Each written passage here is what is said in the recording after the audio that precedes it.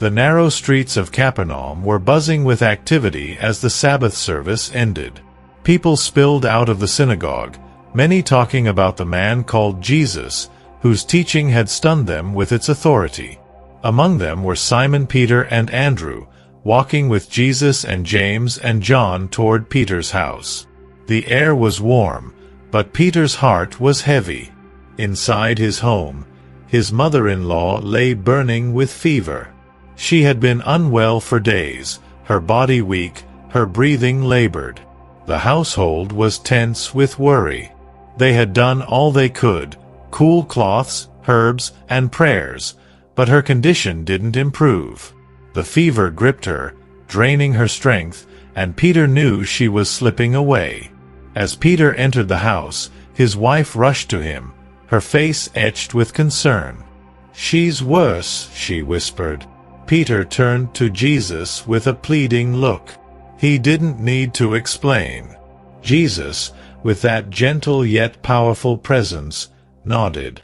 Without hesitation, he made his way to the room where Peter's mother-in-law lay. The room was dim, the air heavy with the heat of her fever. She lay still, her face pale, her breath shallow. The family gathered at the door, watching anxiously. Jesus stepped closer, his gaze full of compassion. He reached out his hand and gently took hers. "Rise," he said softly. The words were simple, but they carried a weight, an authority that could not be denied. To everyone's astonishment, she opened her eyes. Strength returned to her frail body as if life itself had flowed into her through his touch. She sat up, the fever gone as quickly as it had come. Her face, moments before flushed and weak, was now calm and radiant. Without hesitation, she stood and began to serve them.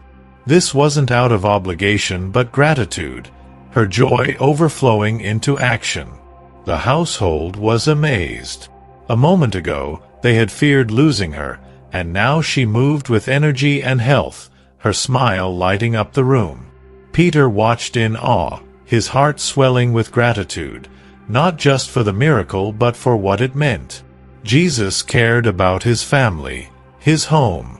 This wasn't just a display of power, it was a demonstration of love, a reminder that God is deeply interested in the well-being of our loved ones.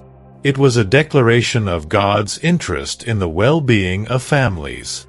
Jesus didn't just care about Peter, he cared about the people Peter loved. His compassion extended to the home, to the ones who might not have had the strength or faith to ask for healing themselves. This story resonates today.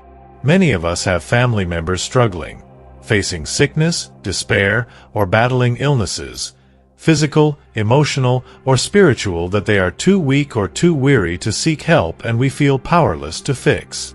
But through our relationship with Jesus, his power and compassion can extend to them. Just as Jesus entered Peter's home and brought healing, he is present now, ready to touch the lives of our loved ones. His compassion isn't confined to history. It is alive and active. Even today, this truth remains. What's required of us is to invite him in, to bring our burdens to him with faith and trust. Just as Peter didn't hesitate to bring Jesus into his home, we must be intentional in building a strong relationship with him, knowing the blessings of that relationship can extend to our families. Let this story remind you, your connection with Jesus can be a lifeline for your family. Reach out to him and watch his healing power transform lives, even in the hardest moments. No illness, no challenge, no situation is beyond his power. Jesus, the healer and restorer, is here. Reach out to him, bring him into your home, and watch as he brings life, hope, and healing to those you love.